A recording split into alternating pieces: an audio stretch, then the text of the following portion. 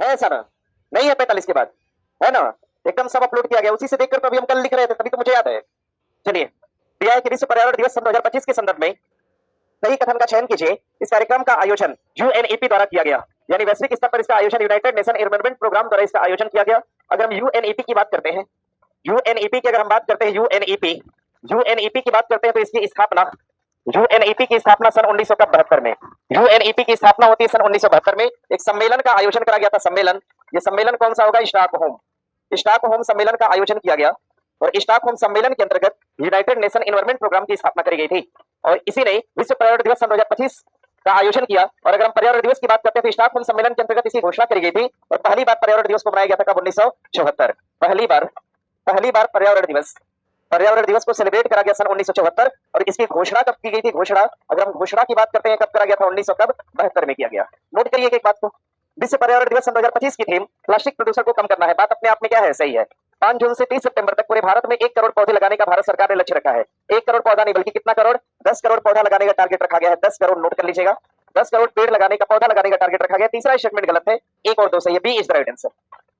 बनाइए इसको, ठीक है, इसको बना लीजिए। स्ट्रेटजी देखिए मेरी फेल नहीं है, फॉलो करिए उसको, ठीक है। सेम उसी स्ट्रेटजी को देखकर हम देखिए रिसेंटली जितने भी एग्जाम देते हैं आप लोग से शेयर करते हैं, हर एग्जाम क्वालिफाई होता है, यानी प्लान सही है। फिर जिस दिन मेरा प्लान गलत साबित हुआ उस दिन हम खुद ही छोड़ देंगे, लेकिन उस दिन आप लोग को कहने की जरूरत ना पड़ेगी।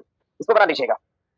आगे देखो, हम ट्रेंड एनालिसिस पे विश्वास करते हैं। ट्रेंड एनालिसिस जो भी एग्जाम का ट्रेंड चल रहा है उसमें पढ़ाना शुरू कर दीजिए सीधे, ठीक है। ट्रेडिशनल चीजों को लेके चलेंगे, पुरानी चीजों को लेके चलेंगे तो मेरा मानना है कि नुकसान हो जाएगा आपका, ठीक है। आराम से 80 नंबर आएगा, 85 नंबर आएगा, 92 नंबर आएगा, पता चला पेपर देने गए 60 आया। ये भी तो एक समस्या वाली बात है। कठिन पढ़िए, आसान चीजें तो यूं ही हो जाएंगे। पर्यावरण दिवस की अगर हम बात करते हैं, ध्यान दीजिएगा, पर्यावरण दिवस, अगर हम पर्यावरण दिवस की बात करेंगे, पर्यावरण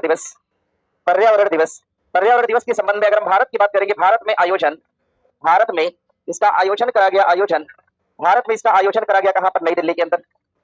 भारत में इसका आयोजन करा गया कहां पर? नई दिल्ली में इसका आयोजन करा गया। भारत में नई दिल्ली के अंदर इसका आयोजन किया गया पर्यावरण दिवस का, ध्यान दीजिएगा। और इसका उद्घाटन किसके द्वारा करा गया? उद्घाटन किया गया किसके द्वारा? तो नरेंद्र मोदी द्वारा इसका उद्घाटन किया गया। और ध्यान दीजिएगा, इन्होंने इसमें एक पहल लाया था, इन्होंने एक पहल लाया था, एक पेड़ मां के नाम, पहल लाया था इन्होंने, एक पेड़ मां के नाम। एक पहल की शुरुआत करा था नरेंद्र मोदी ने और इसी पर्यावरण दिवस के अवसर पर, ध्यान दीजिएगा, और एक पेड़ लगाया था इन्होंने। कौन सा? बरगद का पेड़, बरगद ही था ना? हाँ, बरगद का पौधा लगाया था इन्होंने, बरगद का पौधा रोपण किया था, पौधा लगाया कहां पर? दिल्ली के अंदर।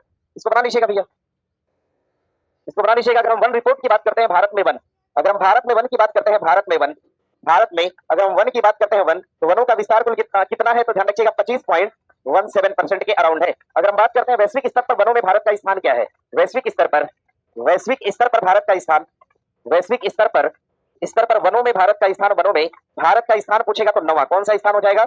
9वां स्थान हो जाएगा। बनाइए इसको। सतीश, सिंदूर का पेड़ नहीं लगाया था जब वो गुजरात गए थे, गुजरात, तो वहां की महिलाओं ने उनको सिंदूर का पेड़ दान दिया था। तो लिख दे क्या? लिख दे इसको, अगर मन में सवाल है तो लिख सकते हैं इसको, क्योंकि आयोजन कार्यक्रम का कहा गया था दिल्ली के अंदर और एक पेड़ मां के नाम एक कैंपेन चलाया गया जिसमें बरगद का पौधा लगाया गया। लेकिन प्रधानमंत्री जी जब दिल्ली से गुजरात लौटे तो वहां की महिलाओं ने उनको सिंदूर का पेड़ गिफ्ट किया था, भेंट किया था। तो ऐसा लिख सकते हैं पर्यावरण दिवस के अवसर पर गुजरात की महिलाओं द्वारा, जैसे बारडोली सत्याग्रह में था ना सरदार की उपाधि, उसी तरह से जीत कर आए थे, इसीलिए ध्यान दीजिएगा, लिख लीजिएगा, गुजरात की महिलाओं द्वारा, गुजरात की महिलाओं द्वारा सिंदूर का पेड़ गिफ्ट किया गया। सिंदूर का पौधा लिख सकते हैं, पेड़ तो बड़ा हो जाएगा, पौधा उपहार दिया गया, उपहार दिया गया। ये लाइन नोट कर सकते हैं, स्टेटमेंट नोट कर सकते हैं। अरे हाँ होता है, आप दिखाए थोड़ी यहाँ पे प्रैक्टिकली, नोट करिएगा तो आगे बढ़ा। हो गया। आगे प्रश्न दिया है कि कार्बन उत्सर्जन व्यापार की शुरुआत कहां से की गई? भारत, जापान, चीन या बांग्लादेश? मटेरियल में है ना ये सब सवाल। हाँ, कहां पे शुरू किया गया? जापान के अंदर। जापान से 2-4 बातें। बात क्या है, हमने कल बताया था आपको, ओसाका बताया था ना आपको, जापान का मानचित्र कौन सा है? ओसाका। आग लगने जैसी घटना हुई थी ओसाका में। दूसरी बात, जामाता बताया था आपको, जामाता एक प्रकार का अभ्यास है भारत और किसके बीच? जापान। तीसरी बात ध्यान रखिएगा, यागी नामक एक टाइफून आया था, यागी टाइफून ध्यान दीजिएगा। और इस यागी टाइफून के तहत भारत ने एक ऑपरेशन चलाया था, सद्भाव। कौन सा ऑपरेशन? सद्भाव। ध्यान दीजिएगा। अगर हम बांग्लादेश की बात करते हैं, बांग्लादेश के अंदर भी हाल ही में, एक विधेयक पेश किया गया, बांग्लादेश के अंदर हाल ही में एक विधेयक लाया गया सन 2025 में, और कहा गया कि जो धर्मनिरपेक्ष शब्द है, कहा गया धर्मनिरपेक्ष को संविधान से बाहर किया जाए, मतलब बांग्लादेश की संविधान से क्या किया जाए? बाहर किया जाए। इस तरह के लिए एक विधेयक पेश करा गया बांग्लादेश के अंदर। अगर हम चीन की बात करते हैं, चीन का एक मिशन है, चीन का एक मिशन है, मिशन का नाम हो जाएगा तियानवेन। क्या नाम होगा? तियानवेन मिशन का संबंध किससे हो जाएगा? तो चीन से होगा। और चीन का संबंध एक गलियारा से है, एक औद्योगिक गलियारा है जिसको हम सीपीईसी के नाम से जानते हैं। सीपीईसी के नाम से जानेंगे, चीन पाकिस्तान इकोनॉमिक कॉरिडोर, सीपेक के नाम से जानते हैं। ध्यान दीजिएगा, सीपेक का संबंध किससे हो जाएगा? चीन से हो जाएगा। उत्तर लगा दीजिएगा सी, जापान। अगर हम कार्बन उत्सर्जन की बात करेंगे, हटा दें इसको। अगर हम कार्बन उत्सर्जन की बात करते हैं, कार्बन उत्सर्जन, अगर हम कार्बन उत्सर्जन की बात करेंगे, कार्बन उत्सर्जन की बात करते हैं तो भारत, ध्यान दीजिएगा, भारत संपूर्ण विश्व का, भारत संपूर्णतः कितना? तो लगभग ध्यान रखिएगा 16 से 17% के अराउंड कार्बन का उत्सर्जन करता है। और आगे ध्यान दीजिएगा, रेलवे ने संकल्प लिया है, रेलवे ने कहा है कि सन 2030 तक हम क्या करेंगे? कार्बन की मात्रा को क्या करेंगे? जीरो करेंगे। ध्यान दीजिएगा, भारत सरकार ने भी लक्ष्य बनाया। भारत सरकार ने कहा कि हम भी कब तक? सन 2070 तक कार्बन की मात्रा को क्या करेंगे? जीरो। तो नेट जीरो कार्बन का लक्ष्य भारत सरकार ने कब तक रखा? तो 2070 तक रखा। जरा ध्यान दीजिएगा, आगे बिहार सरकार ने कहा कि हम भी कार्बन मुक्त करेंगे। तो बिहार सरकार द्वारा जो मुक्त कार्बन यानी नेट जीरो कार्बन का जो लक्ष्य रखा गया, बिहार सरकार द्वारा जीरो कार्बन का लक्ष्य कब तक रखा गया? सन 2070 तक रखा गया। ठीक है, नीतीश कुमार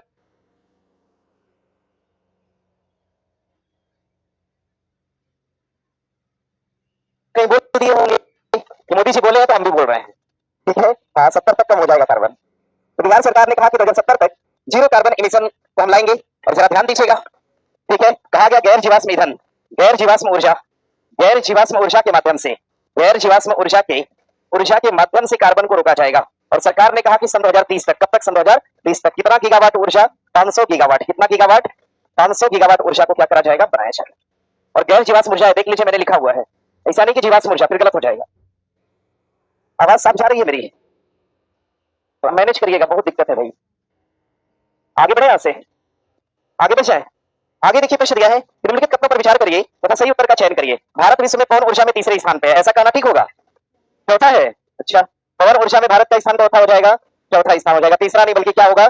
चौथा स्थान हो जाएगा। स्टेटमेंट आपका गलत है। आगे, भारत विश्व में नवीनीकरण ऊर्जा में दूसरे स्थान पे है। भैया, नवीनीकरण में दूसरा नहीं बल्कि क्या है? तीसरे स्थान पर है, ये भी स्टेटमेंट गलत है। पवन ऊर्जा उत्पादन वृद्धि में शीर्ष राज्य कर्नाटक है, बात सही है क्या? बात अपने आप में क्या है? सही उत्तर का चयन करना था, लगा लीजिएगा उत्तर। भारत की कुल नवीकरणीय ऊर्जा क्षमता मई सन 2025 तक कितना? ध्यान रखिएगा, 226.74 गीगावाट। इसको नोट कर लीजिएगा, गीगावाट ऊर्जा, ये नवीकरणीय ऊर्जा भारत की हो गई है इतनी। और सरकार ने कहा है कब तक? सन 2030 तक। कब तक? सन 2030 तक। सन 2030 तक इस ऊर्जा लक्ष्य को कहां तक ले जाना है? 500 गीगावाट तक ले जाना है। ध्यान दीजिएगा, नवीकरणीय ऊर्जा को ही हम गैर जीवाश्म ऊर्जा कहते हैं, जो कि मैंने पीछे लिखा हुआ था, इसको नोट करिएगा। कितना हो गया? लिखिए तेजी से। हाँ, प्रश्न करेगा आपसे, प्रश्न करेगा, ध्यान रखिएगा। Asia fire power index, Asia fire power की बात करते हैं तो इसमें भारत का स्थान क्या हो जाएगा? इसमें भारत का स्थान कौन सा होगा? तीसरा। एशिया फायर पावर इंडेक्स में भारत का स्थान तीसरा। तो ध्यान दीजिएगा, अगर हम विश्व की बात करते हैं, विश्व फायर पावर इंडेक्स में भारत का स्थान क्या हो जाएगा? इसमें भारत का जो स्थान है, भारत का स्थान कौन से नंबर पे है? चौथे स्थान पे है। इसको बना लीजिएगा। ध्यान दीजिएगा, भारत ने कहा है कि हम ऊर्जा मुक्त होंगे। भारत सरकार द्वारा लक्ष्य रखा गया, भारत सरकार ने कहा कि हम ऊर्जा मुक्त होंगे। भारत सरकार ने कहा कि हम ऊर्जा मुक्त होंगे, और कब तक होंगे? सन 2047 तक। बनाइए इसको, हो गया। ध्यान दीजिएगा, प्रश्न करेगा आपसे, सौर ऊर्जा में भारत का स्थान क्या है? क्या बताएंगे भैया? सौर ऊर्जा में भारत का स्थान पूछेगा। सौर ऊर्जा में भारत का स्थान क्या हो जाएगा? तीसरा। और सौर ऊर्जा में भारत का टॉप राज्य बताइए।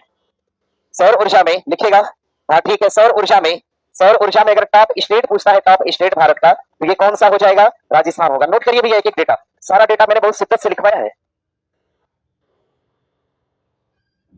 हो गया? लिखिए, देखिए छोटा छोटा डेटा है, थोड़ा समय ले लीजिए, अच्छे से लिखिए इसको। और ये सवाल पूछेगा, कई बार इधर घूम फिर के सवाल आ ही जाता है। आगे बढ़े यहां से। एक बात ध्यान रखिएगा, गैर जीवाश्म नवीकरणीय, ये दोनों क्या है? सेम है। गैर जीवाश्म कहिए चाहे नवीकरणीय कहिए, दोनों नाम अगर लिख के आता है तो उत्तर आपका यही होगा और ये होगा। आगे बढ़े यहां से। आगे प्रश्न दिया है कि हाल ही में विश्व बैंक द्वारा 2025 और 26 में भारत की जीडीपी में कितना परसेंट वृद्धि का अनुमान लगाया गया है? 6%, 6.50% की 6.3%, कितना? 6.3%। हम बात किसकी कर रहे हैं? World bank. ध्यान रखिएगा, भारत की जीडीपी लिखिएगा, भारत की जीडीपी का अनुमान। अब जरा ध्यान दीजिएगा डेटा पे, भारत की जीडीपी का अनुमान किसके द्वारा? तो वर्ल्ड बैंक द्वारा। भारत की जीडीपी का अनुमान किसके द्वारा? तो ध्यान दीजिएगा, वर्ल्ड बैंक द्वारा भारत की जीडीपी का अनुमान। और ये कब के लिए? सन 2025 और 26 के लिए। सन 2025 और 26 के लिए अनुमान कितना लगाया गया? तो 6.3% का, 6.3% का अनुमान है भैया। सुनिए मेरी बात को और आगे बढ़िएगा। ध्यान दीजिएगा, आईएमएफ द्वारा आईएमएफ द्वारा ये अनुमान लगाया गया, अनुमान क्या लगाया गया, कहा गया सन 2025 की जीडीपी और सन 2026 में अनुमान लगाया गया कितना, 6 दशमलव कितना 4%। और यहाँ पर अगर देखेंगे तो 6 दशमलव कितना, तो 7%, 6 दशमलव कितना 7%। और ध्यान दीजिएगा आर्थिक सर्वेक्षण, जो भारत सरकार का आर्थिक सर्वे आया था, आर्थिक सर्वे सन 2024 और 25, आर्थिक सर्वे सन 2024 और 25 द्वारा भारत की जीडीपी का जो अनुमान लगाया गया था कितना, 6 दशमलव कितना 4% कह रहा हूं। सबका डेटा अपना अलग अलग है, थोड़ा थोड़ा डिफरेंट है, हर 3 माह पे बदलेगा। बाकी ध्यान दीजिएगा आप लोग, अभी एग्जाम के टाइम से बदल भी सकता है, ये सब बदलेगा, ये तो वही रहेगा, ये कंस्टेंट रहेगा, इसको हम लिख देते हैं इंपॉर्टेंट, ये कंस्टेंट रहेगा, इसमें कोई बदलाव नहीं होगा। बाकी यहाँ पर डेटा बदल सकता है। आगे बढ़े यहां से, 1 सेकेंड तो हो गया, चलिए आगे बढ़े यहां से।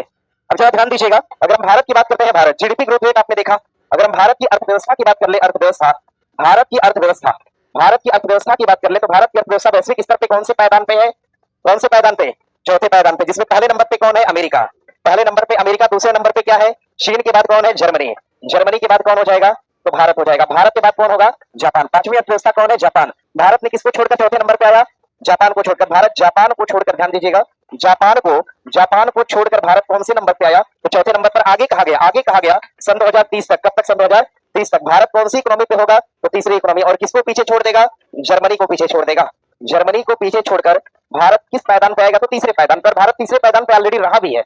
चलिए आगे बढ़े यहां से। हाँ, भारत सरकार ने टारगेट रखा, भारत सरकार ने टारगेट रखा, टारगेट कहा कि हमें भारत की जो अर्थव्यवस्था है उसको कितना करना है, तो 5 ट्रिलियन तक करना है, 5 ट्रिलियन। और 5 ट्रिलियन इकोनॉमी का लक्ष्य रखा गया था 25, लेकिन बढ़ा के कब तक कर दिया गया, 26 तक कर दिया। ठीक है, अभी 4 पॉइंट समथिंग, 4.5 पॉइंट के आसपास ट्रिलियन इकोनॉमी जो है बढ़ी है, अभी वेट कर रहे हैं लोग 5 ट्रिलियन होने का। आगे बढ़े यहां से। आगे प्रश्न क्या है कि अच्छा अर्थव्यवस्था को बढ़ाना है, आयात बढ़ाना होगा कि निर्यात बढ़ाना होगा, निर्यात कि आयात, क्या बढ़ाना होगा, हाँ भाई, हम अपने सामान को जितना अच्छा बेच पाए उतना ही ज्यादा हम क्या करेंगे, प्रोग्रेस करेंगे। ठीक है, तो भारत की इकोनॉमी की ग्रोथ में सबसे अधिक महत्वपूर्ण रोल आयात का है कि निर्यात का है, निर्यात का रोल ज्यादा जरूरी है। आगे विश्व जनसंख्या स्थिति रिपोर्ट सन 2025 के अनुसार सही कथन का चयन करिए। हाँ, ये वाला क्वेश्चन, ठीक है, कि विश्व जनसंख्या स्थिति रिपोर्ट संयुक्त राष्ट्र संघ कोष द्वारा जारी किया जाता है, बात अपने आप में क्या है, सही है। आगे भारत में कुल प्रजनन दर टीएफआर 2 हो गया है, 2 हुआ है क्या भैया, टीएफआर कितना है, 1 पॉइंट कितना है, नहीं, यानी स्टेटमेंट क्या होगा, गलत होगा। जन्म के समय जीवन प्रत्याशा पुरुष की कितनी है, तो 71 है, पुरुष की जीवन प्रत्याशा कितनी है, और महिला की जीवन प्रत्याशा कितनी, 74। और ये डेटा रिसेंटली का है, और ये जनसंख्या स्थिति रिपोर्ट द्वारा ये डेटा दिया गया, और 2025 का डेटा है, इस बात को ध्यान दीजिएगा। हाँ, अगर हम बात करेंगे सन 2023 के डेटा के अनुसार, सन 2023 के डेटा के अनुसार, सन 2023 के डेटा के अनुसार जो जीवन प्रत्याशा है, जो व्यक्ति की जीवन प्रत्याशा है, जीवन प्रत्याशा, इस जीवन प्रत्याशा को कितना बताया गया, तो 72 साल। कितने साल बताया गया, 72 साल बताया गया। सन 2023 के डेटा के अनुसार एक व्यक्ति की जीवन प्रत्याशा कितनी बताएगी, तो 72 साल बताएगी। इसको बना लीजिएगा। आगे बढ़ेंगे यहाँ से। उत्तर क्या होना चाहिए, तीसरा स्टेटमेंट आपका सही हो जाएगा, पहला और तीसरा सही है, 1 और 3 सही। आगे प्रश्न दिया है कि हाल ही में घड़ियाल प्रजाति संरक्षण कार्यक्रम किस राज्य में शुरू किया गया, बिहार, यूपी, महाराष्ट्र या केरल।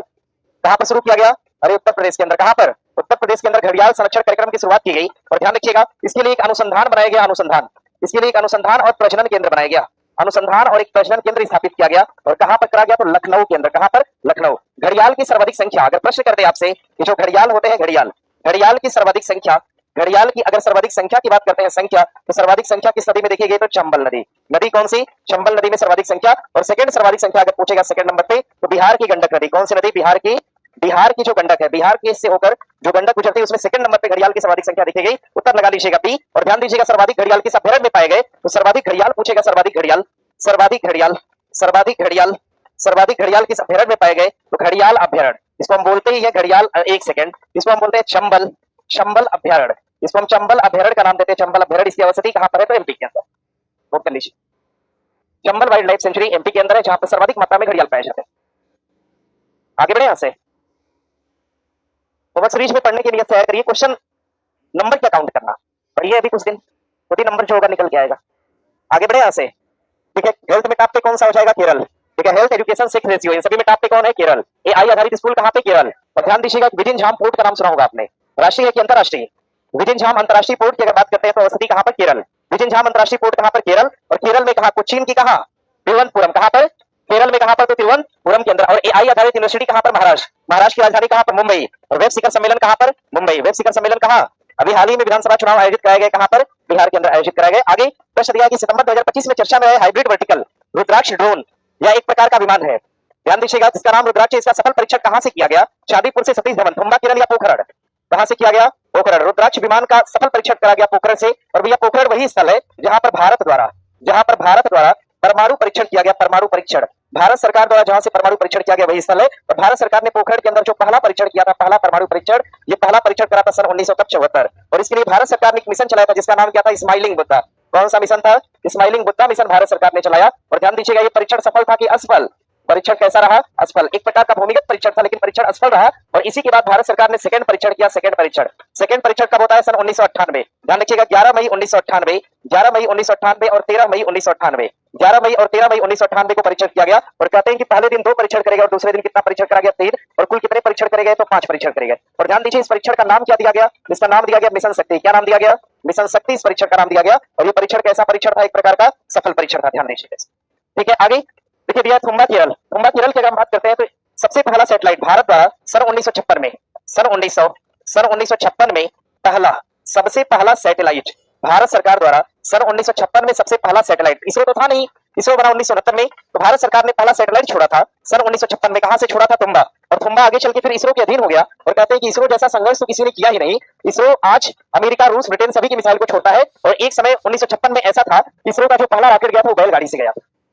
साइकिल एक तरह से कह सकते हैं, साइकिल से रॉकेट गया था। और आज इसरो पूरे विश्व भर का नेतृत्व कर रहा है। ध्यान दीजिएगा, सतीश धवन अंतरिक्ष केंद्र श्रीहरिकोटा, इसकी अवस्थिति किस राज्य में है? तो आंध्र प्रदेश में। कहां पर? आंध्र प्रदेश। इसरो का प्रक्षेपण केंद्र है। अगर चांदीपुर डीआरडीओ की बात, चांदीपुर उड़ीसा की बात करेंगे तो ये डीआरडीओ का प्रक्षेपण केंद्र है। डीआरडीओ का प्रक्षेपण केंद्र हो जाएगा। डीआरडीओ का प्रक्षेपण केंद्र, डीआरडीओ का प्रक्षेपण केंद्र होगा। साइकिल से नहीं, बैलगाड़ी से गया था एक्चुअल में। तो कहने में बोल देते हैं कि नहीं, साइकिल से परीक्षण किया था पहला। क्या साइकिल दिखाता है? जो भी हो देख लेना एक बार अच्छे से, साइकिल दिखाता है, पता नहीं, ऐसा नहीं है, दिमाग लगा रहे हैं। बोल रही आधा रास्ता साइकिल से, आधा बैलगाड़ी से। चलिए इसको बनाइएगा, आगे बढ़े यहाँ से। ध्यान दीजिएगा, इंद्रजाल के बारे में पूछेगा। इंद्रजाल एक प्रकार का क्या है? निगरानी ड्रोन है। क्या है? इंद्रजाल एक प्रकार का क्या है? निगरानी ड्रोन, जिसका निर्माण किसने किया? डीआरडीओ। कौन करा?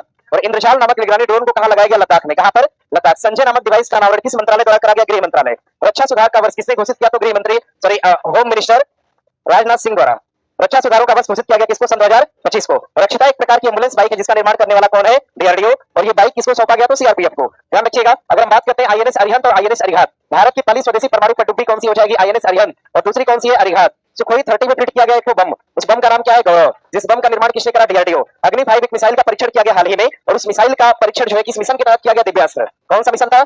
अग्नि 5 मिसाइल का परीक्षण कौन से मिशन के तहत? तो दिव्यास्त्र। मिशन कौन सा? दिव्यास्त्र। यस 400 हाल ही में चर्चा में था, जिसमें कि यस 400 में यस का मतलब क्या है? सुदर्शन चक्र। क्या नाम है? यस का मतलब सुदर्शन चक्र। और एस 400 मिसाइल को कहां से लाया गया था? रूस से। राफेल कहां से लाया गया? फ्रांस। राफेल को बनाने वाली कंपनी कौन? Dassault aviation. कंपनी का नाम दसाल्ट एविएशन। बना लेंगे सारा कुछ। चलिए आगे, मौन रडार प्रणाली सन 2025। भारत तो चुप रह के कोई काम करेगा नहीं, तो भाई मौन रडार प्रणाली लगाने वाला कौन है?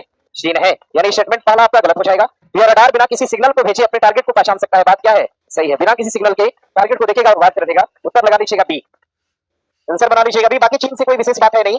संजय नाम की एक डिवाइस भारत सरकार ने बनाया। संजय नाम की एक डिवाइस बनाया गया भारत सरकार द्वारा, संजय डिवाइस। और इस डिवाइस का उद्घाटन किसने करा? तो ध्यान रखिएगा, रक्षा मंत्रालय, रक्षा मंत्री ने इसका उद्घाटन किया, संजय नामक डिवाइस का। और संजय नामक डिवाइस एक प्रकार की कैसी डिवाइस है? तो सूचना वाहक है। क्या है? सूचना वाहक। युद्ध से पहले सूचना देने का काम करेगा संजय डिवाइस। और भैया ध्यान दीजिएगा, ब्रह्मोस की खेप, ब्रह्मोस की स्वदेशी खेप, ब्रह्मोस का स्वदेशी निर्माण, ऐसे लिख सकते हैं, ब्रह्मोस का स्वदेशी निर्माण। और ये कहां पर किया गया? तो लखनऊ के अंदर। कहां पर? लखनऊ के अंदर। और इसको हरी झंडी किसने दिखाया? तो राजनाथ सिंह ने। कौन दिखाया? राजनाथ सिंह ने दिखाया। और ध्यान दीजिए, राजनाथ सिंह भारत के क्या है? रक्षा मंत्री। और इन्होंने सन 2025 को क्या कहा? रक्षा सुधारों का वर्ष बताया। आगे प्रश्न दिया है कि अंतरराष्ट्रीय अंतरिक्ष स्टेशन, जिसको हम आईएसएस के नाम से जानते हैं, यह एक निजी मानव अंतरिक्ष मिशन है जिसे एक्जियोम स्पेस द्वारा किसके सहयोग से संचालित किया गया? नासा, इसरो। बात सही है क्या? नासा, इसरो के सहयोग से गया था मिशन, जिसको हम निसार कहते हैं। क्या बोलते हैं? निसार एक प्रकार की सैटेलाइट या उपग्रह है। कौन भेजता है? नासा और इसरो। नासा और ईएसए, भैया ईएसए नहीं, ईएसए से अपना कोई समझौता नहीं। ईएसए कहां की एजेंसी है? यूरोप की है। नासा कहां की एजेंसी है? अमेरिका। नासा की बात करेंगे, एजेंसी कहां की हो जाएगी? अमेरिका। और इसरो कहां की स्पेस एजेंसी है? तो भारत। नासा और स्पेसएक्स के द्वारा इसको क्या करा गया? भेजा गया। स्पेसएक्स नामक कंपनी किसके द्वारा बनाया गया? Elon Musk. किसके द्वारा? Elon Musk. एलन मस्क की बात करते हैं तो ध्यान रखिएगा, अरबपतियों की सूची में सबसे टॉप पर, अरबपतियों की सूची में सबसे टॉप पे कौन हो जाएगा? Elon Musk. अब जरा ध्यान दीजिएगा, एलन मस्क ने एक पार्टी की स्थापना करा। पार्टी, इस पार्टी का नाम क्या हो जाएगा? American party. कौन सी party? American party. Elon Musk का एक रॉकेट बनाया, रॉकेट जिसका नाम क्या है? फाल्कन 9। क्या नाम है? फाल्कन 9 ने सबसे खास बात है, जितनी भी उड़ान भरी है सारी उड़ान क्या है? सफल रही है। और आगे ध्यान दीजिएगा, स्पेसएक्स कंपनी का मालिक है। और टेस्ला का संबंध किससे हो जाएगा? टेस्ला, एलन मस्क से हो जाएगा। टेस्ला का एक शोरूम खोला गया भारत के अंदर। टेस्ला का एक शोरूम भारत में बनाया गया। कहां पर? मुंबई के अंदर। कहां बनाया गया? मुंबई में बनाया गया। ध्यान दीजिएगा, ठीक है। बाकी स्पेस एक्स और इसरो, इनका कोई कोलैबोरेशन नहीं है, ठीक है। ध्यान दीजिए, उत्तर लगा दीजिएगा डी। आगे प्रश्न दिया है कि संयुक्त राष्ट्र सुरक्षा परिषद में शामिल नवीनतम सदस्यों से संबंधित सही कथन का चयन करिए। सुरक्षा परिषद में 3 जून 2025 को हुए चुनाव में 6 अस्थायी सदस्य चुने गए। बात सही है क्या? 6 चुना गया कि 5 चुना गया? कितना चुना गया? 5 चुना गया, यानी स्टेटमेंट क्या हो जाएगा? गलत हो जाएगा। 5 नए सदस्य चुने गए, 5 नए सदस्य चुना गया, ना कि 6 सदस्य चुने गए। दिया है संयुक्त राष्ट्र सुरक्षा परिषद में बहरीन को चुना गया, बात सही है क्या? इसमें बहरीन चुना गया, और कौन चुना गया? कांगो, कांगो के बाद कौन चुना गया? कोलंबिया, और कौन चुना गया? लटाविया, और कौन चुना गया? लाइबेरिया। संयुक्त राष्ट्र सुरक्षा परिषद में कौन चुना गया? बहरीन, बोलिए बहरीन, उसके बाद कांगो, ये कौन? कोलंबिया, लटाविया और लाइबेरिया नवीनतम सदस्य के रूप में चुने गए। और जो अस्थायी तौर पे सदस्य चुने जाते हैं, अस्थायी ऐसे सदस्य जो अस्थायी तौर पे चुने जाए, इनका कार्यकाल कितना होता है? कार्यकाल, इनका कार्यकाल कितना होता है? 2 साल। इनका कार्यकाल कितना होता है? 2 साल। क्या इनके पास वीटो पावर होती है क्या? नहीं नहीं, कोई वीटो पावर नहीं होती। ये देश 1 जनवरी सन 2027 तक औपचारिक रूप से सुरक्षा परिषद में शामिल हो जाएंगे। भैया 27 तक नहीं, बल्कि कब तक हो जाएंगे? सन 2026 तक सुरक्षा परिषद में शामिल हो जाएंगे। सभी कथन सही है, ऐसा तो कह नहीं सकते, क्योंकि दोनों कथन गलत है। हमारा उत्तर कौन सा हो जाएगा? बी सही हो जाएगा। ध्यान दीजिएगा, इसको बना लीजिए। संयुक्त राष्ट्र सुरक्षा परिषद यूएनएससी, यूएनएससी में अगर हम कुल देश की बात करते हैं, कुल देश, कुल शामिल देश की संख्या कितनी है? 15। कितने देश हैं? 15। यूएनएससी में शामिल देशों की संख्या कितनी है? 15, जिसमें कि 5 कैसे हो जाएंगे? स्थायी, और 10 कैसे हो जाएंगे? अस्थायी। कैसे हो जाएंगे? अस्थायी। 5 स्थायी देश है, जिसमें चीन, फ्रांस, रसिया, यूके, और कौन हो जाएगा? यूएसए हो जाएगा। ठीक है, देखो लिखने का तरीका ये वाला, इसको सीखो। ठीक है, जैसे हम लोग पढ़ते हैं, देखिए नेशनल पार्क लिखना हो, देखो ऐसे लिखते हैं, देखो नेशनल पार्क लिखना हो अगर असम का, तो ऐसे काजीरंगा, नमेरी, ओरांग, डिब्रू सिखोवा, दहिंग पटकाई, राय, मोना, मानस। समझ रहे हैं? बाकी अपने माइंड को शार्प करिए, तभी इन चीजों को आप एक बार, इसी को डिकोड मेथड कहते हैं, इसी से पढ़ाने के लिए आप लोग को बोल रहे थे, लेकिन बिहार में नहीं चल पाएगा मुझे लगता है। इसको बना लीजिएगा। चीन, फ्रांस, रसिया, यूके और यूएसए, ये 5 स्थायी देश के तौर पे चुने गए हैं। इसको बना लीजिएगा। बाकी 10 अस्थायी में 5 नए नवीनतम देश चुने गए। बाकी कुछ देश पहले से ही ऑलरेडी इसमें है। क्या पाकिस्तान अस्थायी देशों में है? है जी, है। पाकिस्तान अस्थायी देशों में है कि नहीं है? पढ़ाई नहीं होगा अच्छे से मटेरियल को। ध्यान दीजिएगा। आगे आगे जरा ध्यान दीजिएगा। अगर हम बात करते हैं यूएन की, अगर हम यूएन की बात करते हैं, यूएन, अगर हम यूएन की बात करते हैं, यूएन में शामिल देश, यूएन में अगर हम शामिल देश की बात करते हैं, शामिल देश, यूएन में कुल शामिल देशों की संख्या कितनी हो जाएगी? तो ध्यान रखिएगा, कितने देश है? 193। और 193वां देश कौन सा हो जाएगा? 193वां हो जाएगा साउथ सूडान। कौन सा होगा? साउथ। दक्षिण सूडान की राजधानी कहां पे? जुबा। राजधानी कहां पे है? जुबा। और यूएनओ की स्थापना करी गई थी सन 1945। हेडक्वार्टर कहां पे हो जाएगा? न्यूयॉर्क। यूएनओ के वर्तमान अध्यक्ष पूछेगा कौन हो जाएंगे? एंटीनियो। कौन होंगे? Antonio Guterres. कौन होंगे? एंटीनियो गुटेरस इसके वर्तमान अध्यक्ष हो जाएंगे। और ये कहां के हैं? पुर्तगाल के। कहां के हैं? पुर्तगाल के। यूएन महासभा की एक बैठक आयोजित होनी है। यूएन महासभा, यूएन महासभा की एक बैठक आयोजित होनी है। अच्छा ये बताइए, अंतर्राष्ट्रीय न्यायालय में जजों का चयन कौन करता है? अंतर्राष्ट्रीय न्यायालय में जजों का चयन कौन करेगा? यूएन महासभा के अंतर्गत। ध्यान दीजिएगा, एक बैठक का आयोजन करा जाएगा। और ये कौन सी बैठक होगी? 80वीं बैठक। आयोजन कहां पर? न्यूयॉर्क में। और इस बैठक की अध्यक्षता कौन करेगा? एना लेना बेयरबाख। एना लेना बेयरबाख द्वारा इसकी अध्यक्षता करी जाएगी। इस बात को ध्यान रखिएगा। मैंने ये जो नया दिख रहा है आपको, आगे बढ़े यहां से, आगे बढ़ जाए। आगे प्रश्न दिया है कि नवंबर सन 2025 में 30वां सुरक्षा राष्ट्र जलवायु परिवर्तन सम्मेलन का आयोजन कहां किया गया? ध्यान दीजिएगा, जलवायु परिवर्तन सम्मेलन का मतलब यूनाइटेड नेशन फ्रेमवर्क। ध्यान दीजिएगा, कॉन्क्लेव फॉर क्लाइमेट चेंज, यानी जलवायु परिवर्तन के लिए एक सम्मेलन का आयोजन करता है कौन? यूएनएफसीसीसी। और मैंने बताया था किसने सम्मेलन किया? कौन सा? कॉन्फ्रेंस ऑफ पार्टी 25 किया। इसी ने किया कॉन्फ्रेंस ऑफ पार्टी 26, और इसी ने किया conference of party 27, conference of party 28, conference of party कौन से नंबर की? 29, कॉन्फ्रेंस ऑफ पार्टी कौन से नंबर की? 30 नंबर की। अब जरा ध्यान दीजिएगा भैया, कॉन्फ्रेंस ऑफ पार्टी की बैठक 25वें नंबर की कहां पर? मैड्रिड में। कहां पर? मैड्रिड के अंदर। कहां पर? मैड्रिड के अंदर। कॉन्फ्रेंस ऑफ पार्टी की 26वीं बैठक कहां पर? ग्लासगो के अंदर। कहां पर? ग्लासगो के अंदर। आगे कॉन्फ्रेंस ऑफ पार्टी की 27वीं बैठक कहां पर? इजिप्ट के अंदर। कहां पर? इजिप्ट के अंदर। 28वीं बैठक कहां पर? यूएई में। कहां पर? यूएई। 29वीं बैठक कहां पर? कुछ दिक्कत है क्या? नाम बाकू अजरबैजान के अंदर। कहां पर? बाकू अजरबैजान के अंदर 29वीं बैठक का आयोजन। और 30वीं बैठक पूछेगा तो कहां पे हो जाएगा? ब्राजील के अंदर। कहां पर? ब्राजील। तो लिख लीजिएगा, उत्तर क्या हो जाएगा? बेलम, ब्राजील के अंदर। बेलम, ब्राजील के अंदर इस बैठक का आयोजन किया गया। भैया ध्यान देना, जब सीओपी 26 चल रहा था, सीओपी 26 के दौरान, सीओपी 26 के दौरान, इसको नोट करिएगा, एग्जाम में आया था। सीओपी 26 के दौरान, सीओपी 26 के दौरान अगर हम बात करते हैं, सीओपी 26 के दौरान, सीओपी 26 के दौरान भारत सरकार ने एक संकल्प लिया, जो आप लोग पढ़ रहे थे कि सन 2030 तक, ध्यान दीजिएगा, गैर जीवाश्म ऊर्जा, सन 2030 तक गैर जीवाश्म ऊर्जा, ये गैर जीवाश्म ऊर्जा का संकल्प यहीं पर लिया गया था। और कहा गया था गैर जीवाश्म ऊर्जा की मात्रा हमें कितना करना है? 500 गीगावाट। कितना करना है भैया? 500 गीगावाट ऊर्जा को क्या करना है? बढ़ावा देना है। इसको बना लीजिएगा, 500 गीगावाट ऊर्जा को क्या करना है? बढ़ावा देना है। कब तक देना है? सन 2030 तक देना है। नोट करिएगा। आगे बढ़े बेटा, के लिए परेशान मत होया करिए, 1 साल आगे तक भी पढ़ाने की क्षमता है और 2 साल पीछे भी जा सकते हैं। ठीक है, लगभग 2020 से मैंने बहुत अच्छे से करंट पढ़ा हुआ है, तो पीछे जितना जाना चाहेंगे 20 तक आराम से जा सकते हैं। 19 तक, मैंने तो 15 तक पढ़ाया हुआ है ना, पढ़ाया है ना कभी। इसको बना लीजिएगा। आगे बढ़े यहां से। देखिए, पेरिस फ्रांस का नाम दिया है। पेरिस के अंदर एक समिट होती है, एआई समझौता। एआई समझौता होता है, एआई समझौता। और ये पेरिस के अंदर एआई समझौता किया गया। इस समझौते के तहत शामिल कौन था? भारत और कौन? फ्रांस। एआई समझौते का आयोजन सन 2025 में भारत और किसके बीच? फ्रांस। आयोजन कहां पे किया गया? तो पेरिस के अंदर। दिल्ली भारत की बात करेंगे भैया, G20 का एक सम्मेलन आयोजित हुआ था, कब? सन 2023 में हुआ था। और ध्यान दीजिएगा, पुस्तक मेला का आयोजन करा गया, पुस्तक मेला का आयोजन करा गया कब? सन 2025 के अंदर। कहां पे किया गया? दिल्ली में। आगे देखिए, प्रश्न दिया है कि प्रधानमंत्री नरेंद्र मोदी ने किस कार्यक्रम के दौरान अनुसंधान विकास और नवाचार योजना कोष का शुभारंभ किया? वैश्विक विज्ञान कांग्रेस या उभरते विज्ञान प्रौद्योगिकी और नवाचार से? यही होगा, उभरते विज्ञान प्रौद्योगिकी और नवाचार सम्मेलन सन 2025 के तहत ध्यान दीजिएगा विकास और नवाचार योजना कोष का शुभारंभ किया गया, इसको याद रखिएगा। और इसके तहत प्रौद्योगिकी को बढ़ावा दिया जाएगा। और जरा ध्यान दीजिएगा, बजट में एक बात कही गई, कहा गया 50,000 अटल टिंकरिंग लैब बनेगा। 50,000 अटल टिंकरिंग लैब बनाने की बात की गई। 50,000 अटल टिंकरिंग लैब बनाने की बात की गई। ये लैब भी प्रौद्योगिकी को बढ़ावा देने के लिए बनाया जाएगा। ध्यान रखिएगा, विज्ञान और प्रौद्योगिकी को बढ़ावा देने के लिए, विज्ञान और प्रौद्योगिकी को बढ़ाने के लिए, प्रौद्योगिकी, विज्ञान और प्रौद्योगिकी को बढ़ाने के लिए अटल टिंकरिंग लैब बनाए जाएंगे। और 50,000 बनाने की बात की गई, लेकिन सन 2025 में कितना टारगेट रखा गया? तो 10,000। कितना टारगेट रखा गया? 10,000। ठीक है, 10,000 अटल टिंकरिंग लैब बनाने का लक्ष्य रखा। ये 1000 आगे नहीं होगा, 10,000। आगे बढ़े यहाँ से। आगे प्रश्न दिया है कि 8वें केंद्रीय वेतन आयोग, सुना तो होगा ही, अभी हाल ही मैंने कल या परसों के डेट में पढ़ाया है वेतन आयोग के बारे में। 8वें केंद्रीय वेतन आयोग के अध्यक्ष कौन बनाएंगे? तो अर्चना प्रसाद देसाई को चुना गया। डी इज राइट आंसर, लगा लीजिएगा उत्तर। 8वें केंद्रीय वेतन आयोग की सिफारिशों को लागू किया जाएगा कब से? सन 2026 से। कब से लागू किया जाएगा? इनकी सिफारिशों को लागू किया जाएगा जनवरी। कब से? जनवरी सन 2026 से इनकी सिफारिशों को लागू किया जाएगा, इस बात को ध्यान रखेंगे। आगे प्रश्न दिया है, मानव रहित गगनयान जीवन मिशन कब से लॉन्च होने वाला है? तो गगनयान का एक फॉर्मेट है जिसको हम जीवन मिशन के नाम से जानते हैं। तो जीवन मिशन, देखो ऐसे भी लिख के आएगा, जीवन मिशन। जीवन मिशन पूछेगा, जीवन मिशन। तो ये गगनयान का एक प्रकार का मिशन है, ये गगनयान का एक मिशन है। किसके द्वारा लॉन्च किया जाएगा? तो इसरो द्वारा। किसके द्वारा? इसरो द्वारा। ध्यान दीजिएगा, किसके द्वारा लॉन्च होगा? इसरो द्वारा। और कब छोड़ा जाएगा? दिसंबर सन 2025 के अंदर। ठीक है, बाकी गगनयान मिशन की बात करते हैं। गगनयान, अगर मिशन गगनयान की बात करेंगे, मिशन गगनयान की बात देखिए, अब तो शुरुआत होगी 25 से, तो 25 और 26 इसका लक्ष्य रख सकते हैं। मिशन गगनयान सन 2025 और 26, अभी एक ही मिशन इसका भेजा गया, एक ही चरण जीवन मिशन गगनयान की बात करते हैं। भारत का पहला मानव युक्त मिशन, भारत का पहला मानव युक्त मिशन, भारत का पहला मानव युक्त मिशन कौन सा हो जाएगा? तो गगनयान होगा। हाँ, प्रश्न करेगा भारत का पहला सूर्य मिशन कौन सा होगा? तो लिखिएगा भारत का पहला सूर्य मिशन, भारत का पहला सूर्य मिशन कौन सा होगा? सूर्य मिशन, भारत का पहला सूर्य मिशन हो जाएगा आदित्य L1। कौन सा होगा? आदित्य